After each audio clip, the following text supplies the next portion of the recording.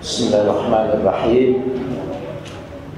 Assalamualaikum ayuhan nabiyyu wa rahmatullahi wa barakatuh. Assalamu alayka ya amiral mu'minin. Assalamu alayka ya sayyidatan nisa'il alamin. Assalamu ala ibadillahi sholihin. Assalamualaikum jami'an warahmatullahi wabarakatuh. Alhamdulillahirabbil alamin. Allahumma shalli ala Muhammad wa ali Muhammad. Kita baru mendengar istilah mazhab salafi mungkin pada permulaan abad ke-21. Lebih khusus lagi tampaknya menjelang jatuhnya Presiden Soeharto sampai sekarang kita mendengar berkali-kali kata salafi disebut-sebut. Walaupun kita mendengarnya baru pada abad ke-21 terakhir ini, mazhab salafi sebetulnya sudah lahir kira-kira 300 tahun sebelumnya, yang nanti kita akan ceritakan dalam perkembangan mazhab salafi. Saya ingin mencitrakan ada sebuah buku yang menarik tentang pengalaman seseorang yang berhadapan dengan mazhab salafi atau salafiyin untuk selanjutnya kita sebut, yang dengan salafiyin di tanah suci. Suatu saat dia salat di tempat tahajudnya Nabi Sallallahu Alaihi Wasallam yang kebetulan berhadapan dengan tempat pusara Nabi Sallallahu Alaihi Wasallam. Seperti kita ketahui, kalau kita pergi umroh, terutama kalau perempuan pergi umroh, lalu lewat babun nisa, babnya untuk perempuan, yang disebut juga bab Jibril, babnya Jibril, ia akan masuk ke sebuah beranda di depan kamar Rasulullah Sallallahu Alaihi Wasallam.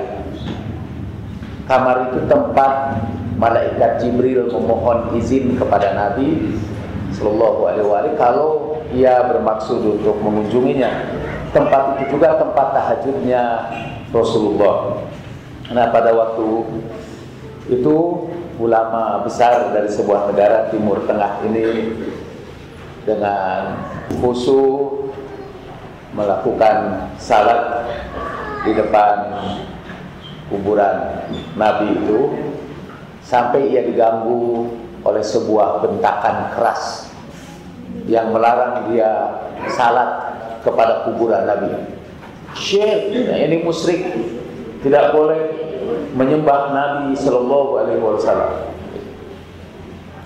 Dan sudah tahu siapa ulama itu, karena ia meletakkan turba di tempat sujudnya.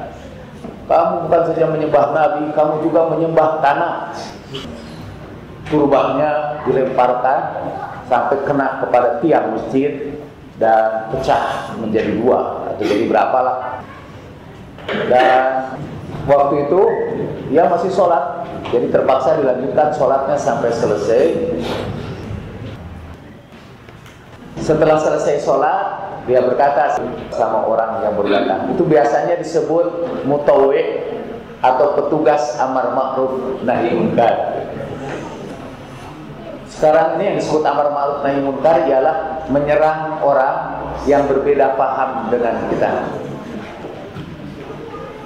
Saya melakukan sebuah penelitian, meneliti garis-garis keras di Indonesia yang dipengaruhi oleh mazhab salafi. Semua mereka mengatakan bahwa menyerang kelompok yang sesat itu adalah bagian dari amar ma'ruf nahi munkar, dan itu sama dengan maksiat. Dan kadang-kadang serangan kepada yang beda paham itu lebih keras daripada kemaksiatan seperti minuman keras atau berjudi, karena katanya minuman keras dan berjudi itu hanya maksiat di luar saja, sementara kalau berbeda paham atau berbeda akidah itu maksiatnya luar dan dalam. Jadi itu sampai ruhnya aja maksiat. Jadi petugas amar ma'ruf ini kemudian ditanya oleh itu setelah selesai sholat dan orangnya masih menunggu di situ. Kenapa kau ambil turban ini? Kalau kamu menyembah batu, musyrik. Kalau begitu kalian menyembah pasir.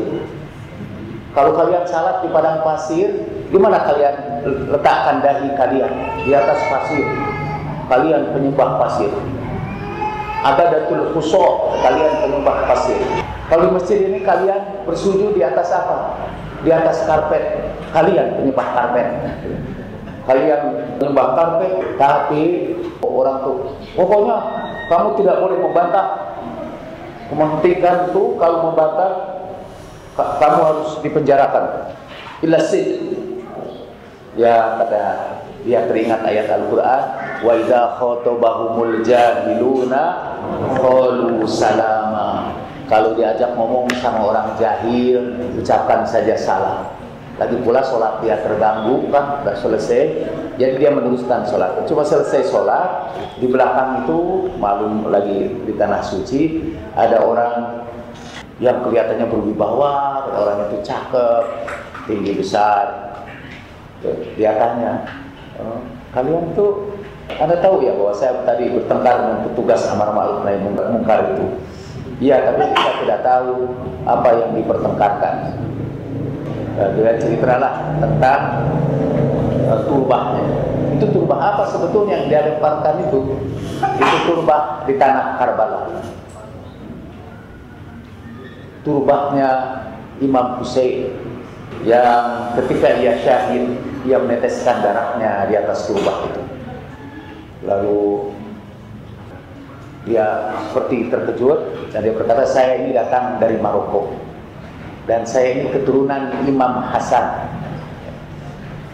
Anda tahu Imam Hasan? Kata ulama itu, Anda tahu Imam Hasan yang jadi nenek moyang Anda itu salah seorang dari Sayyidai Syababi Ahlil Jannah, salah seorang dari penghulu surga. Jadi dia saudaranya Imam Husain. Betulkah itu turbah dari tanah Imam Husain? Betul. Dan kenapa kamu sujud di situ? Ini hanya ungkapan kecintaan kami saja kepada Imam Husain. Saya ini pernah dosen bahasa Arab di sebuah universitas di Maroko. Lalu dia kutip beberapa hadis. Pernahkah Anda baca dalam Sahih Bukhari bahwa para sahabat pernah minta izin kepada Nabi agar dia tidak sujud di atas tanah karena kebetulan panas, udara sangat panas dan dia tidak bisa sujud di atas tanah, dan Rasulullah tidak mengizinkannya. Pernahkah kamu baca dalam Sahih Bukhari, Sahih Muslim dan seluruh kitab hadis yang mengatakan innama ju'ilat li al-ardu masjidan wa tahuran. Sesungguhnya tanah dijadikan bagiku sebagai tempat sujud dan untuk bersuci. Pernahkah Anda baca itu? Nah, demi Allah, kata aku baru mendengar ajaran ini sekarang ini di sini. Padahal aku mempelajari Islam sejak masa kanak-kanak dan aku keturunan dari Imam Al-Hasan itu. Diskusilah dia. Kemudian aku punya permintaan gitu. Karena dia minta menjelaskan, aku punya permintaan sedikit aja dan kelihatan dia bersungguh-sungguh minta itu. Apa kata permohonan itu? Bisakah aku mengambil pecahan turbah Imam Husain itu? Boleh, kata, diberikan, dan dia mencium turbah itu dengan ginangan air mata. Itu salah satu pengalaman dia menghadapi mazhab Salafi. Sekarang ada buku yang diterbitkan kalau tidak salah oleh orang-orang Nahdlatul Ulama dan diberi pengantar oleh Pak Said Akil Siraz. Buku itu berjudul Jejak-Jejak Berdarah Kaum Wahabi. Dan nanti kita akan belajar apa bedanya Wahabi dengan Salafi. Seperti nanti mungkin apa bedanya keledai dengan kuda. Dua-duanya sebetulnya masih satu keturunan, yaitu keluarga keledai, keluarga kuda. Ada kuda kecil, ada kuda besar. Mereka pernah datang pada satu malam menyerbu dari tengah-tengah padang pasir, orang-orang Badui yang di padang pasir itu, bawa senjata, menyerbu ke Najaf dan menyembelih ribuan orang yang sedang ziarah di situ. Ada orang Salafi yang menulis lagi dalam bahasa Indonesia. Buku itu namanya bisa dicari di toko buku, namanya Jejak-Jejak Berdarah Kaum Wahabi. Kemudian ada lagi yang menulis tulisan tandingan yang mengatakan gak mungkin itu katanya perang kilat membunuh sekian ribu orang hanya dalam satu hari satu malam. Gak mungkin, apalagi datang dari orang-orang Badui yang senjatanya hanya pedang. Gak mungkin bisa blitzkrieg atau perang kilat yang terjadi pada orang Jerman. Gak mungkin terjadi pada orang Badui. Dia lupa bahwa orang Badui itu sudah dipersenjatai oleh Inggris dan tidak bawa pedang lagi. Dan yang diserang itu juga kenapa dia berhasil menaklukkan dengan cepat? Para peziarah yang datang ke situ tanpa bawa pedang atau senjata. Siapapun itu akan berhasil mengalahkan dalam satu malam para peziarah. Kalau sekiranya kita diserbu tiba-tiba ke sini nih, kita tidak ada senjata apa-apa. Saya baru dengar di internet beberapa waktu yang lalu ada orang datang bawa senjata masuk ke bioskop dan ditembaki orang di situ. Berhasil dia bunuh banyak orang dalam tempo yang sesingkat-singkatnya. Jadi mereka biasa cenderung kepada aliran kekerasan atau gerakan kekerasan. Itu orang khalafi. Nah, kita akan cerita sekarang asal usul madhab pada zaman Nabi Sallallahu Alaihi Wasallam. Tentu pengikut madhab ini adalah sahabat-sahabat Nabi. Dua-duanya sahabat-sahabat Nabi. Satu, kita sebut aja madhab ra'yu. Dalam bahasa Arabnya ar-ra'yawiyin. Orang pengikut madhab ra'yu. Yang satu lagi mazhab wahyu. Apa ciri-ciri mazhab wahyu yang akan kita bicarakan sekarang? Satu, ismah parsial. Kedua-dua mazhab ini percaya Nabi itu maksum, terpelihara dari segala dosa. Nabi itu adalah orang suci yang tidak pernah berdosa. Cuma menurut mazhab ra'yawiyin, Nabi Sallallahu Alaihi Wasallam. Jadi ada dua kelompok sahabat Nabi yang mempunyai sebut saja ideologi yang berbeda. Mereka berbeda dalam memandang Nabi Sallallahu Alaihi Wasallam. Menurut sekelompok sahabat, Nabi itu hanya maksum sebagian saja. Ada saat-saatnya Nabi tidak maksum. Misalnya, menurut mazhab Ra'yu ini, kalau Nabi sedang sakit, pembicaraannya itu tidak usah dipatuhi, karena Nabi dalam keadaan meracau. Jadi kalau lagi sakit, dia tidak maksum lagi. Karena itu ada riwayat bahwa Nabi pernah kena sihir, sehingga Nabi bingung apakah dia sudah bergaul dengan istrinya atau belum. Pada waktu sakit kena sihir itu, Nabi Sallallahu Alaihi Wasallam tidak maksum lagi. Atau Nabi ketika sedang marah, kata Nabi tidak maksum lagi. Jadi kalau Nabi melaknat orang ketika ia marah, itu laknatnya tidak jalan, karena Nabi sedang dalam keadaan tidak maksum. Kata Abdullah bin Amr bin Al-As,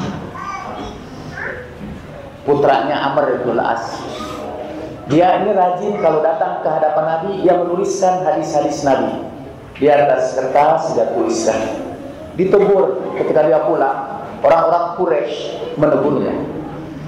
Saya nanti akan sebutkan bahwa kebanyakan mazhab Ra'yu itu diikuti oleh orang-orang Quraisy, excluding, jadi tidak termasuk Bani Hashim. Jadi orang Quraisy minus Bani Hashim itu pengikut mazhab ini. Kata Abdullah bin Amr bin Al-As, waktu saya menuliskan hadis-hadis Nabi, orang Quraisy menegur saya, jangan tuliskan semua hadis Nabi, karena Nabi itu kadang-kadang marah, kadang-kadang ridho. Dalam keadaan ridho boleh dituliskan hadisnya itu, tapi dalam keadaan marah tidak boleh dituliskannya. Ketika ia melapor kepada Nabi Sallallahu Alaihi Wasallam, Nabi bersabda, tuliskan semuanya. karena tidak keluar dari mulut ini kecuali kebenaran, kata Nabi. Tidak keluar dari mulut ini kecuali kebenaran. Jadi kalau menurut mazhab ini, Nabi tidak pernah berbicara apapun kecuali bicaranya itu didasarkan kepada wahyu. Wa ma yantiqu 'anil hawa in huwa illa wahyu yuha. Yang kedua, karena Nabi kadang-kadang tidak maksum, maka Nabi pun berijtihad. Jadi Nabi pun mempunyai pendapat. Dan dalam situasi seperti itu, Nabi tidak sedang menerima wahyu, dia hanya mengemukakan pendapatnya. Dan dia boleh jadi pendapatnya salah. Apalagi kalau Nabinya menyampaikan perintahnya dalam keadaan sakit, itu pasti salah, kata tidak usah dipatuhi. Jadi mereka punya pendapat bahwa Nabi itu ijtihad. Ijtihad itu ialah menetapkan hukum tidak berdasarkan nas, tidak berdasarkan wahyu, tidak berdasarkan wahyu, itu namanya ijtihad. Dan ijtihad itu bisa benar atau bisa salah. Dan kata mereka, ini Nabi itu berijtihad. Nanti saya bawakan beberapa kitab yang tebal dengan judul Ijtihadun Nabi, ya. Ijtihadnya Nabi, Ijtihadur Rasul, ijtihadnya Rasul. Ijtihad Nabi ditulis oleh seorang perempuan untuk disertasi doktornya. Nama perempuan itu Doktora Nadia Umari. Dia menisbahkan namanya kepada Umar karena Umar adalah tokoh ijtihad di antara para sahabat yang ijtihadnya itu bersaing dengan ijtihad Nabi. Seringkali ijtihad Umar benar dan ijtihad Nabi salah. Bukan seringkali. Ketika ijtihad Umar dan ijtihad Nabi bertarung, Umar selalu benar dan Nabi selalu salah. Nah, kalau menurut mazhab wahyu, Nabi tidak pernah ijtihad. Jadi di sini harusnya ditulis tidak ada ijtihad Nabi. Seluruh ucapan Nabi itu nas. Seluruh ucapan Nabi itu berasal dari wahyu. Wa ma yantiqu 'anil hawa in huwa illa wahyu yuha. Yang ketiga ini marja'iyat. Marja'iyat itu siapa yang harus diikuti sepeninggal Nabi. Menurut mazhab Ra'yu, sepeninggal Nabi yang harus diikuti itu semua sahabat Nabi, tidak terkecuali. Nah, karena sahabat Nabi banyak, maka nanti mazhab ini pecah menjadi berbagai macam aliran. Termasuk artinya salafi itu. Pecahnya banyak sekali di sini ini.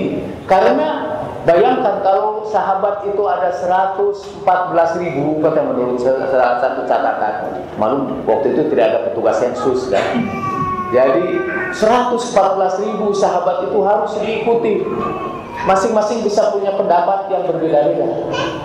Sehingga terjadilah ikhtilaf sepeninggal Nabi.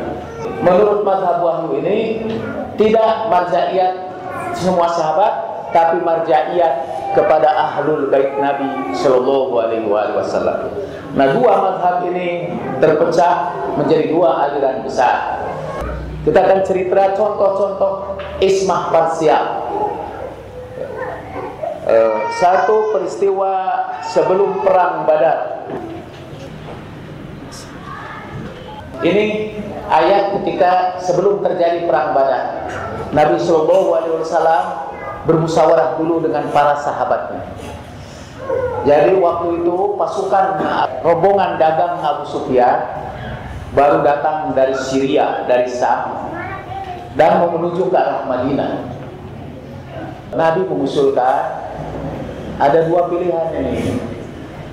Tadinya Nabi bermaksud menyerang rombongan Abu Sufyan itu untuk mencegahnya di jalan sebagai ganti rugi karena semua muhajirin yang pindah ke Madinah harta kekayaannya itu dirampas oleh Abu Sufyan dan kawan-kawannya. Tapi Abu Sufyan keburu tahu. Gimana Abu Sufyan sampai tahu dan rombongan dagang? Ternyata di antara sahabat Nabi juga ada pembocor rahasia, ada pengkhianat yang di dalam Al-Quran disebut orang munafik. Dalam surat At-Taubah Allah berfirman, sesungguhnya di sekitar Madinah, penduduk Madinah itu dan orang-orang Badui dan orang-orang yang berada di sekitar Madinah, ahli Madinah, kata Al-Quran, maradu 'alan nifaq, keterlaluan kemunafikannya. Di sekitar Nabi itu banyak juga sahabat-sahabat yang munafik. Sahabat yang munafik itu gabung di mana? Itu di antara dua mazhab itu jadi soal terakhir. Nah, ini orang Abu Sufyan kemudian memberitahukan ke Mekah, seseorang utusan dengan naik kuda dan pergi ke Mekah. Di Mekah itu akhirnya orang Mekah mengerahkan seluruh orang Mekah untuk membela kafilah dagangnya Abu Sufyan. Sebutnya tradisi penguasa yang sekaligus pengusaha. Itu tradisi dari Abu Sufyan. Nah, lalu Rasulullah bermusyawarah dengan sahabat-sahabatnya.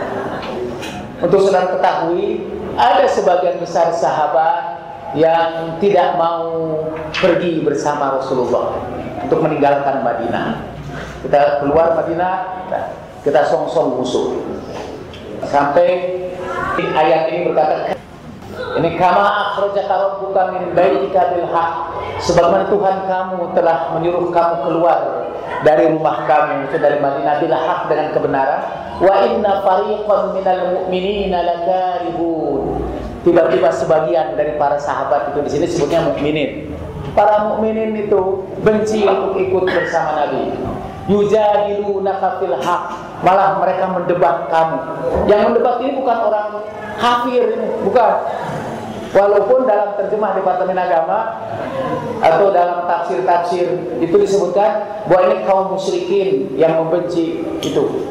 Di sini juga sudah jelas minal mukminin. Bahwa orang-orang mukminin lakarihun, karena tidak mungkin rasanya sahabat itu tidak suka perang. Pasti mereka akan menyambut perang. Yujadilunaka, mereka mendebat engkau fil haq, dalam kebenaran. Ba'dama tabayyana, setelah jelas mana yang benar itu. Ka'annama yusaquna ilal maut, sehingga mereka itu seperti lagi digiring kepada kematian. Wa hum yanzurun, dengan mata yang melongo. Karena mereka diajak perang itu, banyak yang tidak mau itu sahabat Nabi, seperti digiring kepada kematian. Wa idya'idukumullah, dan kemudian Allah menjanjikan kepada kalian untuk memilih di antara dua kelompok itu. Jadi Nabi bermusyawarah dengan para sahabatnya, ini mana yang akan kamu pilih? Pasukan yang baru datang dari Mekah, ribuan jumlahnya, atau pasukan dagang? Pasukan sih kalau dagang, rombongan dagang. Sahabat-sahabat Nabi bermusyawarah dengan mereka. Musyawarah itu dikisahkan di dalam Sahih Muslim dengan kata-kata seperti dalam Sahih Muslim. Dalam Sahih Muslim dikatakan Nabi bermusyawarah dengan sahabat-sahabatnya, kemudian Nabi tanya kepada Abu Bakar, dan Abu Bakar berkata sesuatu, fa'aradu anha, lalu Rasulullah berpaling daripadanya. Kemudian ia minta Umar berbicara, dan Rasulullah fa'aradu anhu, Rasulullah berpaling daripadanya. Dan tidak disebutkan Abu Bakar itu ngomong apa, yang jelas Nabi itu berpaling daripadanya. Kemudian berkata Miqdad, salah seorang sahabat Nabi, ya Rasulullah, kami tidak mau seperti Bani Israel yang berkata kepada Nabi Musa, berangkatlah kalian dan kami duduk di sini. Tapi kami akan tempuh lautan sekalipun, bahkan sampai ke rumpun-rumpun berduri akan kami masuki. Karena itu berangkatlah ya Rasulullah bersama kami di barakatillah. Dan Rasulullah ridho, pada matanya bersinar-sinar. Kalau yang tadi fa'arada anhu, Rasulullah berpaling daripadanya. Itu dalam Sahih Muslim. Di dalam Sahih Bukhari, musyawarah itu diceritakan, lalu Miqdad berkata, peristiwa yang sebelumnya meminta Abu Bakar berbicara, Umar berbicara, itu tidak disebutkan dalam Bukhari. Bukhari itu paling apik dalam membuang hal-hal yang tidak menyenangkan berkaitan dengan Abu Bakar dan Umar. Pada waktu musyawarah itu maksud saya mau menunjukkan ada dua kelompok. Satu, Abu Bakar dan Umar. Mereka berpendapat, karena Nabi mengatakan kita akan menyerang bukan kafilah dagang, tetapi pasukan yang datang dari Mekah itu. Abu Bakar keberatan. Dalam riwayat yang lain, dalam Al-Waqidi saya menemukan apa ucapan Abu Bakar itu. Mereka itu orang Quraisy. Kalau mereka udah berperang tidak akan bisa dikalahkan. Lebih baik ya Rasulullah kita serang aja rombongan dagang itu. Itu kata Abu Bakar dan Umar. Tapi sahabat yang lain, ya Rasulullah, kami tidak akan seperti Bani Israel yang membantah nabinya. Berangkatlah kalian, kami akan berangkat menemani engkau walaupun harus menembus rumpun berduri. Nah itu termasuk yang madhab yang kedua, itu madhab wahyuwiyin. Nah teruskan ini, wa'id ya'idukumullahu ihda ta'ifatain. Ketika Allah tunjukkan kepadamu salah satu dari dua pasukan itu, dalam bahasa Arabnya yang satu disebut al-amir, rombongan dagang, satu lagi an-nafir, rombongan pasukan. Antara al-amir dan nafir, tawaduna anna ghayra dzati syauka takunu lakum. Kalian itu malah senang untuk memilih yang tidak mempunyai senjata.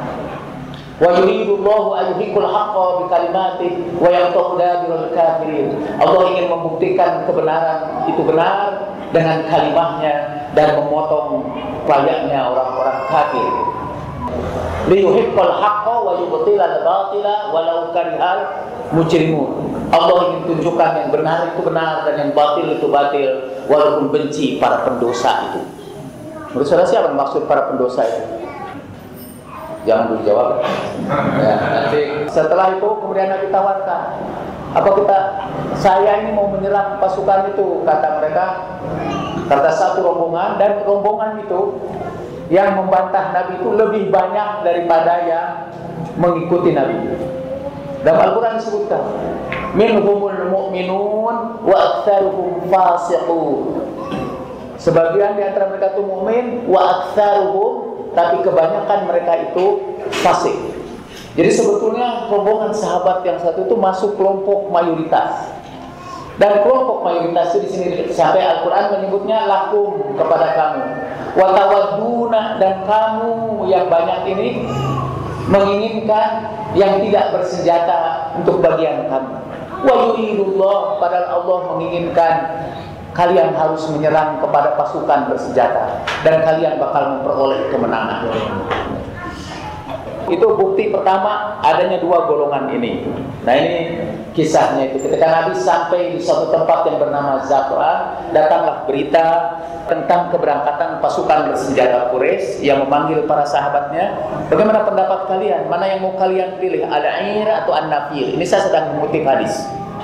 Sabda Nabi Sallallahu Alaihi Wasallam. Abu Bakar berdiri dan berkata, ya Rasulullah, mereka itu Quraisy dengan segala kebesarannya tidak akan beriman setelah mereka kafir, tidak akan mengalah setelah mereka berkuasa. Nabi Sallallahu Alaihi Wasallam berpaling daripadanya. Kemudian berdiri Umar dan berkata seperti perkataan Abu Bakar. Nabi Sallallahu Alaihi Wasallam menyuruhnya duduk dan mereka pun duduk. Kemudian Al-Miqdad berdiri dan berkata, ya Rasulullah, memang benar mereka Quraisy dengan segala kebesarannya, tapi kami sudah beriman kepadamu dan sudah membenarkanmu. Kami bersaksi bahwa engkau telah membawa kebenaran dari sisi Allah. Demi Allah, sekiranya engkau perintahkan kami untuk menembus pohon-pohon yang berduri, sekalipun kami akan menembusnya bersamamu. Kami tidak akan berkata kepadamu seperti Bani Israel berkata kepada Musa alaihissalam.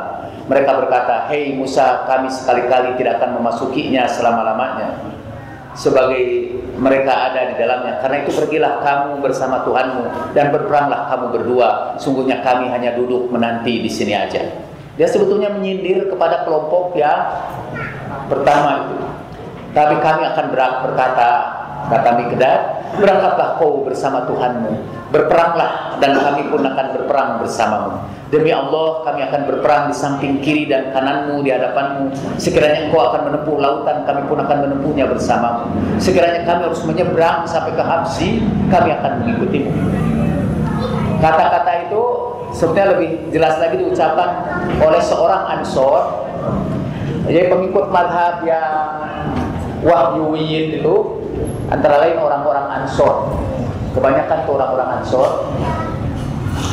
Dan dipimpin waktu itu oleh Sa'ad bin Mu'az yang mengatakan begini, kami sudah membenarkanmu, kami sudah beriman kepadamu, kami sudah komitmen dengan kebenaran yang kamu bawa kepada kami, Kami sudah komitmen untuk ala sam'i wa ta'ah, sam'an wa ta'atan.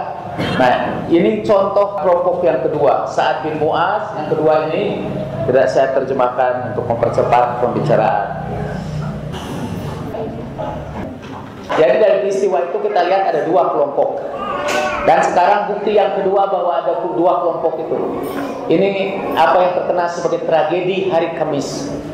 3 hari sebelum Rasulullah Shallallahu Alaihi Wasallam meninggal dunia. Pada hari-hari terakhir beliau di dunia, beliau jatuh sakit. Ini hadis diriwayatkan 7 kali dalam Sahih Bukhari. Ada 7 kali. Ini meriwayatkan hadis yang sama dengan orang-orang yang sama yang menyampaikannya kepada Bukhari, yaitu dari Ibnu Abbas. 7 kali dalam Sahih Bukhari, orangnya sama, tapi ini hadisnya berganti-ganti redaksinya. Misalnya di sini, nanti saya akan tunjukkan di mana dia ganti-ganti. Tidak pernah Bukhari mengulang sebuah hadis kecuali mengubah-ubah redaksi kata-kata. Artinya bisa jadi Bukhari itu sangat kreatif dan dia tidak mau menggunakan kata yang sama, atau barangkali dia lupa kepada hadis yang sudah lebih dahulu dia catat. Jadi tidak dicek konsistensinya. Kalau kita membuat disertasi kan, kalau kita sudah menggunakan istilah itu sebelumnya, pada saat ini kita gunakan dengan cara berbeda. Jadi dalam metode penelitian saya, semua hadis Bukhari itu saya kumpulkan. Tapi kita kutip ini salah satu di antaranya. Ini dari Sahih Bukhari, hadis nomor 5669. Haddatsana Ibrahim bin Musa dan seterusnya. Sanadnya tidak usah. Dari Ubaidillah bin Abdullah dari Ibni Abbas radhiyallahu anhuma, lama qudira Rasulullah sallallahu alaihi wasallam fil bait rijal, ketika Rasulullah sedang berada di rumahnya, hadir pada waktu itu Umar bin Khattab. Dan Nabi dalam keadaan sakit, dalam riwayat yang lain beliau dalam keadaan sakit, sehingga Bukhari menempatkannya bab adab-adab di hadapan orang yang sakit. Dia tempatkan dalam berbagai bab. Jadi mereka berkumpul, dan di antaranya ada Umar bin Khattab. Qala Nabi sallallahu alaihi wasallam bersabda di pada hari Kamis itu, halumu aktub lakum kitaban la tadillu ba'dahu. Mari ambilkan, masih dalam Bukhari, pena dan kertas. Jadi di sini tidak disebutkan pena dan kertas. Di riwayat lain Bukhari disebutkan kertas. Tapi ada di sini, bawakan kepadaku, aku akan menuliskan bagimu sebuah tulisan yang kalau kamu ikuti kamu tidak akan sesat selama-lamanya.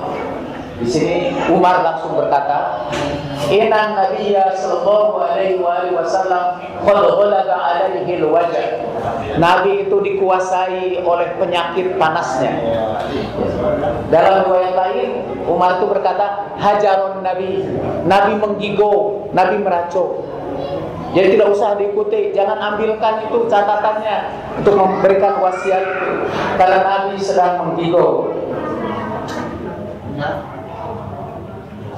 Faqala Umar, inna Nabiyya sallallahu alaihi wasallam qad ghalaba alaihi al-wajh, sedang dikuasai oleh penyakitnya.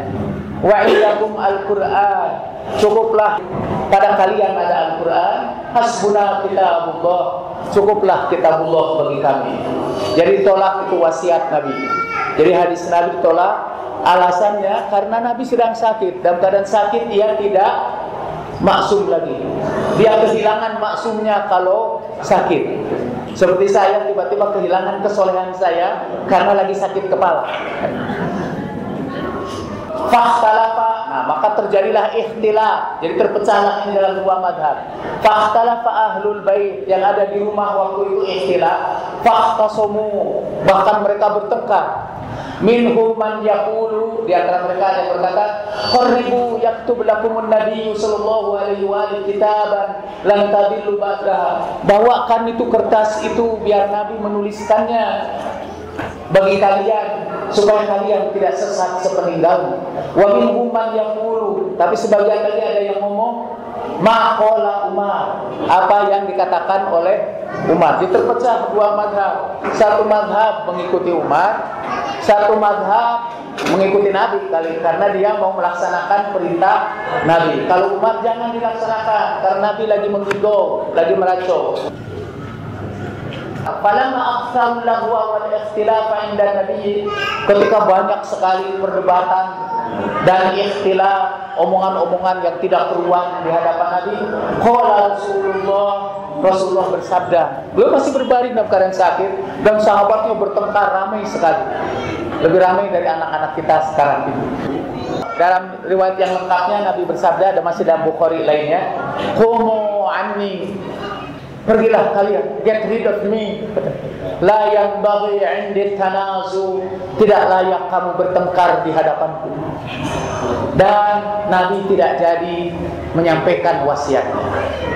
Sampai Ibnu Abbas berkata, Innar roziyah kullar roziyah mahala baina Rasulillah sallallahu alaihi wasallam wa baina an yaktuba lahum dzalikal kitab min ikhtilafihim wa laghatihim.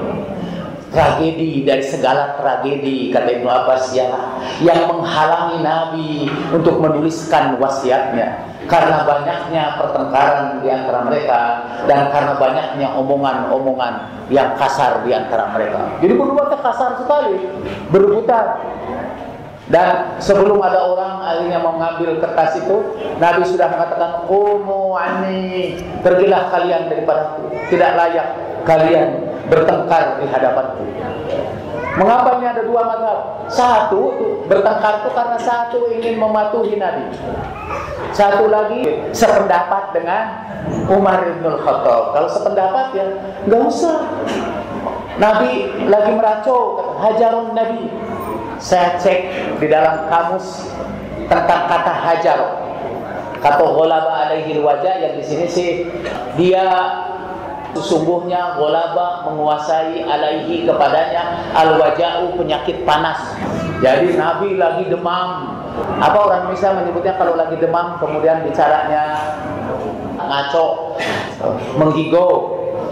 Dan para ahli hadis membela Umar bin Khattab dengan mengatakan bahwa Umar sangat bijaksana. Dia tidak ingin mematuhi perintah Nabi yang disampaikan dalam keadaan sakit.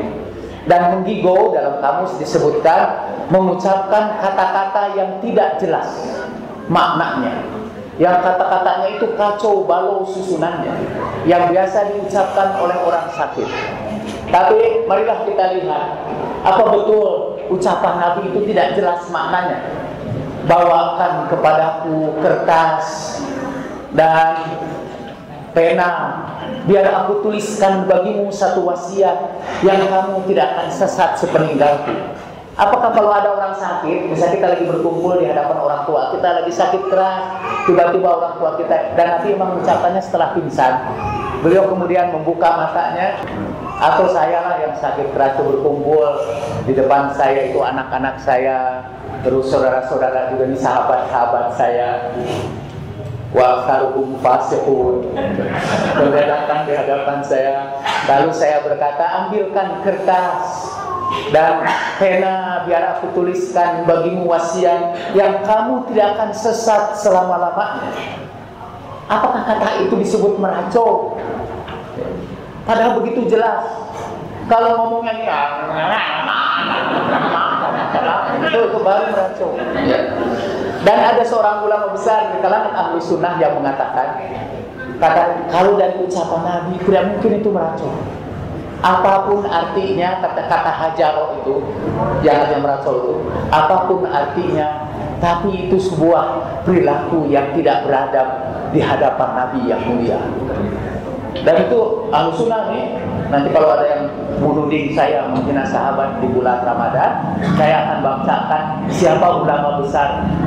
Untuk saudara ketahui, ulama besar itu termasuk yang diikuti oleh kaum muslimin paling banyak sekarang ini. Dan dia mengatakan apapun artinya, tapi ucapan itu tidak layak diucapkan di hadapan Nabi Sallallahu Alaihi Wasallam. Tapi menurut saya, perkataan halumma aktub lakum kitaban latadillu ba'da, itu sangat jelas, sangat jelas. Nah, kemudian ada yang membela Umar bin Khattab dengan mengatakan, ini penjelasan para ulama itu, dalam keadaan sakit Nabi SAW tidak masuk. Al-Khitabi, Al-Qadi Iyad, An-Nawawi dalam syarah Muslimnya Ibnu Taimiyah dan Al-Aini berpendapat ini, ulama-ulama besar. Ini saya kutip dari Umdatul Qari, kitab Syarah Bukhari yang ditulis oleh Al-Aini. Sudah diketahui pula bahwa Nabi Shallallahu Alaihi Wasallam, sekalipun Allah telah mengangkat derajatnya di atas semua makhluk, ia tidak bisa melepaskan diri dari sifat-sifat manusia biasa. Ia pernah lupa di dalam salatnya, jadi tidak bisa ditolak bahwa mungkin terjadi hal-hal tersebut pada waktu ia sakit. Menurut kelompok ini, Nabi itu berkali-kali juga lupa dalam salatnya. Pernah dia sholat, kata sholat zuhur atau sholat asar, memang riwayat hadisnya mengatakan begitu. Ini Abu Hurairah mengatakan satu hari Nabi pernah salat, saya lupa lagi apa salat zuhur atau salat asar. Dan kemudian Nabi salatnya 2 rakaat. Lalu para Zulyadain bertanya, ya Rasulullah, apa engkau kurangi salatku sekarang ini? Tidak, katanya. Aku tidak mungkin lupa dan tidak mungkin salah, kata Nabi. Tapi tadi salah hanya 2 rakaat. Mungkin kalau bahasa terjemah bebas, oh gitu katanya. Jadi kemudian Nabi menambah lagi 2 rakaat. Nabi tambah lagi 2 rakaat. Jadi Nabi pernah lupa di dalam salatnya. Jadi tidak aneh kalau lagi sakit juga dia lupa diri juga. Karena pada waktu salat pun dia pernah lupa. Diriwayatkan juga bahwa Nabi pernah sholat subuh kesiangan sampai terbit matahari. Para sahabat sholat berjamaah di belakang Nabi dengan punggung yang panas karena disorot cahaya matahari. Waktu itu Nabi ketiduran. Jadi itu wajar aja. Dalam keadaan tidur juga Nabi tidak maksud. Walaupun Nabi bersabda bahwa mataku tertutup tapi hatiku dalam keadaan bangun, kata Nabi. Ya pokoknya dia manusia biasa. Sehingga ayat Quran Qul innama ana basyarun mislukum itu mereka artikan sebagaimana kita salah, Nabi juga suka salah. Karena Nabi itu basyarun mislukum. Kalau begitu sebagaimana kita juga suka kesiangan sholat subuh, Nabi juga kesiangan sholat subuh. Kalau sebagaimana kita biasa salah bilangan rakaat kita, Nabi juga begitu. Dan nanti ada satu riwayat juga, saya tidak akan sebutkan pada pertemuan pertama ini ya. Sudah habis nih penjelasan ulama berikutnya. Umar melarang orang mematuhi Nabi karena ia beranggapan bahwa wasiat Nabi itu akan menghentikan ikhtilaf sehingga ulama tidak lagi ijtihad. Jadi maksud Umar, waktu Nabi berkata, aku akan menyampaikan wasiat. Kalau kamu berpegang teguh kepada wasiat itu, kamu tidak akan ikhtilaf. Kata para ulama, padahal ikhtilaf itu penting untuk perkembangan ilmu pengetahuan. Nah Umar melihat ke depan, nanti kalau wasiat ini dipenuhi, ulama tidak ikhtilaf lagi sehingga ijtihad berhenti. Sampai ada Muhammad Khalid itu menulis buku namanya Abqariyatu Umar, kejeniusan Umar bin Khattab. Salah satu kejeniusan Umar bin Khattab ialah dia memandang ke depan jauh lebih daripada Nabi Rasul Sallallahu Alaihi Wasallam. Nabi tidak berpikir bahwa ulama bakal ikhtilaf.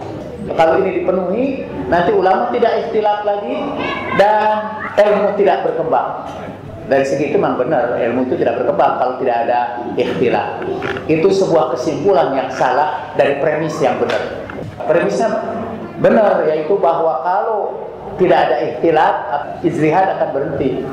Tapi yang tidak benar ialah bahwa Nabi membuat wasiat itu supaya tidak ikhtilaf, supaya ulama tidak bisa berijtihad. Umar berpendapat bahwa sekiranya Nabi menetapkan nas yang dapat menghilangkan perbantahan, maka sia-sialah keutamaan para ulama dan hilanglah ijtihad. Mungkin saudara mengira saya ngarang-ngarang. Tidak, ini saya kutip juga masih dari Umdatul Qari dalam juz kedua halaman 258. Kitabul Ilm bab 39. Jadi saya berusaha ceramahnya pakai sumber-sumber. Sekiranya itu bohong, ulamanya itu yang bohong. Dan saya cuma mengutip kebohongan. Nah, kedua adalah ijtihad Nabi Sallallahu Alaihi Wasallam. Jadi pada zaman Nabi itu, katanya para sahabat itu ijtihad. Dan saya menemukan ijtihad sahabat itu 3 macam. Ada perbedaan dalam memahami sabda Nabi Shallallahu Alaihi Wasallam. Mereka beristihad, boleh para sahabat itu istihad, tapi istihadnya bukan dalam mengeluarkan nas, tapi istihadnya itu dalam memahami nas, memahami sabda Nabi Shallallahu Alaihi Wasallam. Misalnya Nabi pernah bersabda kepada pasukan yang mau melawan orang Yahudi Bani Quraizo, kata Nabi, hendaklah semuanya tidak sholat sebelum sampai la yusalliyana ahadun illa fi Bani Quraizo. Tidak boleh seorang di antara kalian sholat kecuali di Bani Quraizo. Ada dua kelompok sahabat. Yang satu berlari-lari supaya bisa sholat di Bani Quraizo. Tapi di tengah jalan ada sudah waktu sholat asar itu tidak sholat asar, kecuali di Bani Quraizo. Di tengah jalan sekelompok orang sholat asar sebelum sampai di Bani Quraizo. Karena mereka memahami sabda Nabi, jangan sampai kamu sampai ke Bani Quraizo belum sholat asar. Yang satu lagi berpendapat, kita jangan sholat asar di tempat lain kecuali di kampung Bani Quraizo. Dan dua-duanya dibenarkan oleh Nabi Shallallahu Alaihi Wasallam. Kalau itu terlalu pelik, Bani Quraizo juga kita tidak tahu.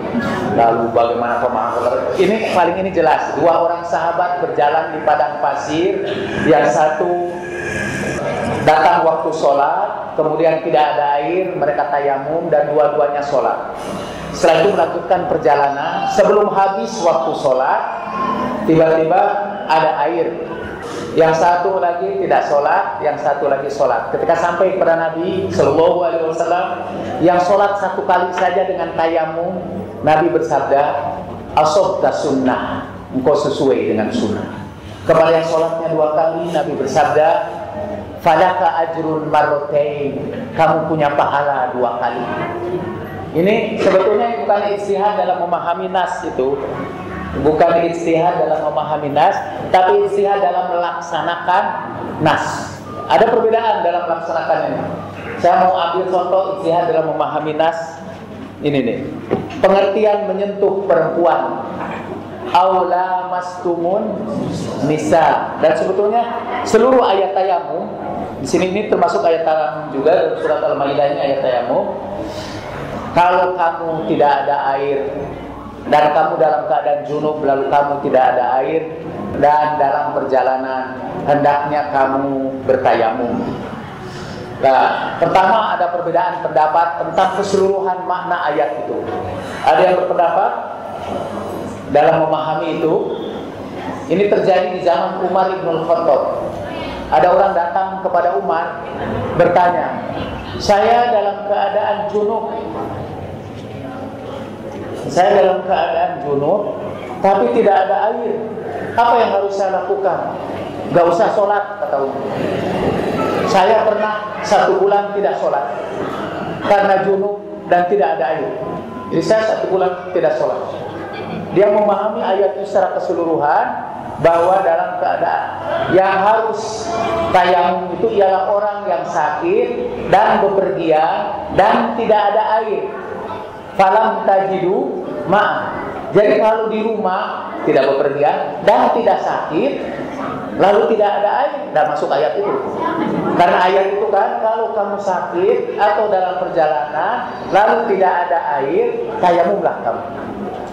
Lalu kata Ammar bin Yasir, ya Amirul Mukminin, bukankah kita dulu di zaman Rasulullah pernah juga mengalami itu? Lalu saya berguling-guling di atas tanah. Lalu saya datang menemui Nabi. Bukan begitu, tayamum itu bukan berguling-guling di atas tanah, tapi kamu ambil tanah, kamu cium, kemudian kamu usapkan. Kemudian Rasulullah menjelaskannya. Itu tidak. Kemudian Umar berkata, awas ya, kamu jangan cerita sama orang-orang. Kata dia, la in syi'ta, kata Ammar, kalau engkau mau, aku tidak akan memberitakan peristiwa ini selama engkau masih hidup. Untungnya Ammar bin Yasir hidup lebih lama dari Umar bin Khattab. Jadi hadis ini sampai kepada kita. Kemudian mereka juga berpendapat, di antara para sahabat berbeda pendapat tentang menyentuh perempuan. Dalam Al-Quran itu lamastumun nisa. Kata Ibnu Abbas, kata Imam Ali, yang menyentuh wanita itu kata penghalus untuk jima. kata penghalus untuk jima. Karena Al-Quran tidak pernah menggunakan kata jima. Al-Quran selalu menggunakan kata-kata yang sangat santun. Aula mastumun nisa, atau kalau kamu bersentuhan dengan perempuan. Atau dalam ayat lain, ayat tentang puasa, uhilla lakum lailatas siyamir rafathu ila nisaikum, dihalalkan pada malam puasa kamu bercampur dengan istri kamu. Pakai bercampur atau dalam tempat jangan nanti diartikan. Banyak sahabat itu yang salah memahami nas itu karena mereka tidak terbiasa dengan kata-kata sastra kali atau kata-kata metafora. Sampai pada waktu puasa ketika disebutkan makan dan minumlah sampai jelas benang putih dari benang hitam, hatta yatabayyana lakumul khaytul abyadu minal khaytil aswad, sampai jelas benang putih. Dan ada sahabat yang masuk ke tempat tidurnya kemudian bangun tengah malam, dia bawa dua benang putih dan benang hitam, kemudian dia sahur, maka diperhatikan benang putih itu sampai baru kelihatan jelas, dia baru berhenti makan. Imsak itu artinya kalau sudah jelas. Padahal yang dimaksud itu Nabi menjelaskan bukan begitu yang dimaksud itu. Tapi yang dimaksud itu ialah fajar sudah terbit, garis-garis putih dan garis hitam di langit di sebelah timur. Nabi terpaksa menjelaskan gitu, udah ngerti ya. Itu juga tayamum, gunakanlah tanah, berguling-guling dia di atas sana. Dan Nabi memberikan petunjuk dalam memahami nas. Cuma kalau ada sahabat yang memahami nas salah, tapi untuk dirinya sendiri aja. Kelebihan Umar bin Khattab, dia wajibkan juga itu pada orang lain untuk mengikuti pendapat dia. Karena itulah sekiranya ada Nabi setelahku, kata Nabi Sallallahu Alaihi Wasallam dalam hadis yang bohong. Saya harus sebutkan karena kalau saya baca ini saya harus menebus dosa saya menyampaikan hadis bohong dengan puasa 2 bulan terus menerus. Nah, kemudian ada ijtihad lagi yang mungkin kita lanjutkan besok. Tapi sebagai kesimpulan, ada 2 kelompok di antara sahabat Nabi. Satu yang berpendapat bahwa Nabi itu tidak maksum seluruhnya. Nabi tidak maksum dalam keadaan sakit. Bahkan tidak dalam keadaan sakit pun, kadang-kadang Nabi tidak maksum kalau dalam keadaan marah. Seperti yang akan kita buktikan, Nabi juga tidak maksum juga. Misalnya Nabi juga lupa salat, Nabi juga lupa sholat subuh. Kadang-kadang malah Nabi juga lupa berbuat dosa. Ada juga peristiwa Nabi berbuat dosa. Karena ya Nabi manusia biasa. Innama ana basyarun mithlukum. Aku ini manusia biasa juga semacam kamu. Nah, yang kedua, Nabi itu berijtihad dan seringkali ijtihadnya salah, kata kelompok. Satu kelompok lagi bertahan bahwa seluruh perilaku Nabi itu maksum dan karena itu seluruh perilaku Nabi harus dipatuhi. Inilah cikal bakal mazhab. Tadi saya sebutkan tanda-tanda mazhab itu secara matematis. Mazhab Umar itu mazhab mayoritas. Sehingga banyak sunnah kita sekarang ini yang kita jalankan oleh kaum muslimin adalah sunnah Umariyah dan bukan sunnah Nabawiyah. Salah satu contohnya yang kita saksikan di bulan Ramadan sekarang ini adalah sholat tarawih. Sholat tarawih di zaman Nabi itu sholatnya sendiri-sendiri orang di rumah masing-masing. Sampai Nabi mengatakan, sholatlah kamu di rumah kamu masing-masing. Waktu itu bulan Ramadan, para sahabat sholat di masjid, walaupun masih masing-masing, cuma salatnya di masjid dan suaranya keras. Lalu pernah terjadi memang Nabi datang ke masjid itu salat, lalu para sahabat ikut salat di belakang Nabi. Malam kedua salat, malam ketiga Nabi tidak datang. Dan para sahabat datang lagi menunggu Nabi. Nabi tidak datang-datang. Apa yang dilakukan oleh sahabat dalam Sahih Muslim? Mereka melempari pintu Nabi. Suruh Nabi keluar. Keluar Muhammad, keluar. Kita mau sholat. Jadi mereka merasa lebih soleh dari Nabi Sallallahu Alaihi Wasallam. Nabi keluar dan beliau bersabda, "Shollu fi buyutikum." Sholatlah kamu di rumah-rumah kamu. Karena sebaik-baiknya sholat itu di rumah. Sholat yang paling afdol itu di rumah, kecuali sholat wajib. Nah, karena ada hadis itu sekarang kalau di Jakarta, sholat tarawih juga di rumah sekarang. Karena kan sebaik-baiknya sholat itu di rumah, kecuali sholat wajib. Nah, jadi sholat sunatnya, tapi berikut sholat wajibnya juga. Dalam acara tarawih bersama di rumah bos-bos, biasanya keliling. Sebelum ada acara buka bersama dan tarawih di rumah bos itu, masjid-masjid di Jakarta melimpah sampai keluar. Saya terharu betapa taatnya kita kepada sunnah Umariyah. Sampai lebih berlimpah daripada orang yang menjalankan sunnah Rasulullah Shallallahu Alaihi Wasallam. Dari sunnah Umariyah itulah berkembang madhab mayoritas. Dan zaman Nabi emang dia juga memegang mayoritas. Sekiranya waktu itu ada pemilihan umum atau referendum, pasti yang diangkat jadi Nabi adalah Umar bin Khattab. Sekiranya ada referendum waktu itu, pasti yang diangkat itu Umar bin Khattab. Dalam hadisnya itu, dalam terjemah bahasa Arabnya, sekiranya ada Nabi sesudahku, maka Nabi itu adalah Umar bin Khattab, ya. Pesan terkotoman. Oke, sambil menunggu sunnah Nabi untuk berbuka. Sunnah Nabi berdasarkan Al-Quran dan hadis Nabi ialah Tsumma atimmus siyama ilal lail. Kemudian sempurnakanlah puasa kamu sampai malam. Ada yang mengartikan perbedaan paham terhadapnya. Yang dimaksud malam itu maghrib. Jadi sebetulnya ayatnya berbunyi Tsumma atimmus siyama ilal maghrib, ilal ghurub. Karena yang nama malam itu dimulai dari maghrib.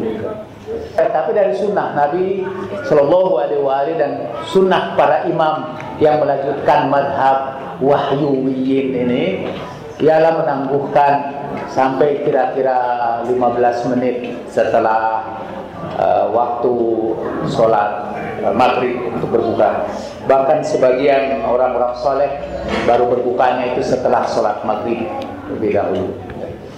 Jadi karena kita sedang dalam pengajian sekarang ini, sholat maghribnya diundur. Nanti akan ada tulisan kalau saya dibawa ke pengadilan, di antara kesesatan Jalaluddin Rahman yang dianggap penistaan agama ialah menangguhkan buka. Padahal dalam hadis Nabi disebutkan harus disegerakan. Sehingga ada kata ta'jil. Ta'jil itu dalam bahasa Sunda itu berasal dari bahasa Arab ta'jil, yang artinya menyegerakan. Manusia selalu berada dalam kebaikan selama mereka menyegerakan berbuka. Tapi hadis ini juga harus kita selidiki. Kayaknya hadis ini berasal dari kelompok Ra'yuwiyyin. Karena tadi Al-Qur'annya sudah jelas, tsumma atimmus siyama ilal lail. Kemudian sempurnakanlah kamu puasa kamu sampai malam hari. Ada seorang tokoh PDIP, dulu bekas ketua GMNI, sekarang menjadi, tidak akan saya sebutkan jabatannya tinggi di pemerintahan. Dia cerita bahwa pernah katanya saya punya kawan, dia tiba-tiba baca ayat itu saya suguhi makan untuk buka, dia tolak. Karena menurut Al-Quran ini kita harus sempurnakan puasa sampai malam. Saya ambil Quran itu, saya baca berkali-kali, kok dari dulu saya tidak baca ini, kata dia. Jadi maksudnya ini harus disempurnakan puasa sampai malam. Benar, kata dia. Jadi saya menunggu sudah malam masuk. Ila ghosaqil lail, kan? Kadang itu kan waktu sholat itu ila ghosaqil lail. Kadang-kadang waktu kita ini masih terang beneran kalau ada lihat ke luar itu. Yang masih terang, belum pada ghosaqil lail, belum sampai kepada malam yang gelap. Aqimus sholata fi duluki samsi ila ghosaqil lail. Sampai kepada malam itu sudah mulai gelap. Sudah mulai gelap, barulah kita berbuka. Tapi akhirnya kita yang populer di antara kita sekarang yang menyegerakan, dan itu mazhab mayoritas. Dilalah persanding Allah, mayoritas itu selalu mengikuti mazhab itu. Sampai Al-Quran mengatakan, in tuti aktsaru man fil ardi yudilluka an sabilillah. Kalau engkau Muhammad, itu kepada Rasulullah itu, kalau engkau Muhammad mengikuti kebanyakan manusia di bumi, mereka akan menyesatkan kamu dari jalan Allah. In tuti itu untuk anta, in tuti anta. Kalau untuk antum, in tuti'u. Kalau untuk antunna itu in tuti'na. Tapi ini untuk Nabi, in tuti' jika kamu mengikuti. Hai Muhammad sallallahu alaihi wasallam, jika kamu mengikuti kebanyakan di bumi, kamu akan sesat di jalan Allah.